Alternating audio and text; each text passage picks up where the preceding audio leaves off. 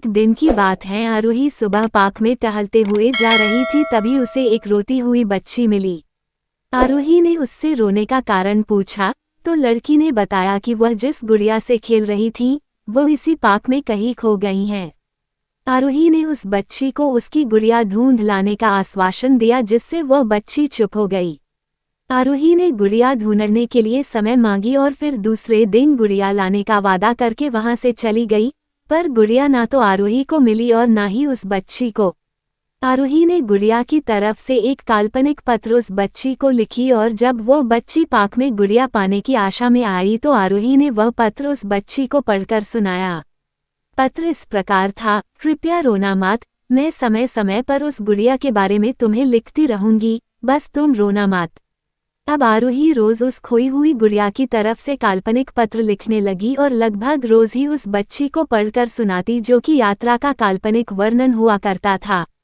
आरोही ने इस काल्पनिक लेकिन रोचक वर्णन ने उस बच्ची को रोने नहीं दिया। वो खुशी खुशी अपनी गुड़िया की घुमक्कड़ी के किस्से सुनाने लगी। अब वो खुश रहने लगी। एक दिन जब काफी कहानियां हो गई तो आरोही ने एक दूसरी गुड़िया उस बच्ची को लाकर दी। जाहिर है वो गुड़िया बदली हुई थी। उस बच्ची को अपनी खोई हुई पुरानी गुड़िया जैसे नहीं लगी तो वह आरोही की ओर देखने लगी। आरोही अनजान बनते हुए गुड़िया में चिपकी एक चिट को निकाल कर पढ़ने लगी।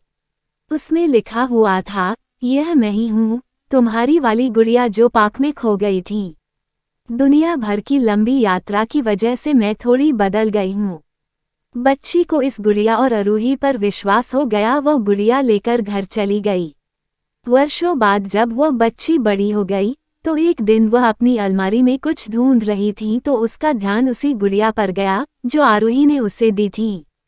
बचपन की बातें याद करके वह हंसने लगी।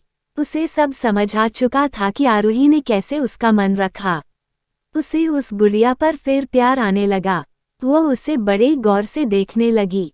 तभी उसकी नज़र गुड़िया की फ्रॉक की आस्तीन में छुपे एक छोटे से पत्र पे गई। उसने बड़ी व्याकुलता से वह पत्र निकाला और पढ़ने लगी। पत्र में संक्षेप में ये लिखा हुआ था, हर वो चीज़ जिससे तुम प्यार करती हो कभी ना कभी तुमसे खो जाएगी और जो तुम्हारे पास होगी वही तुम्हारे लिए सच्चे रूप में बनी होंगी। रूप भले ही भिन्न होगा पर प्यार एकदम खालिस होगा।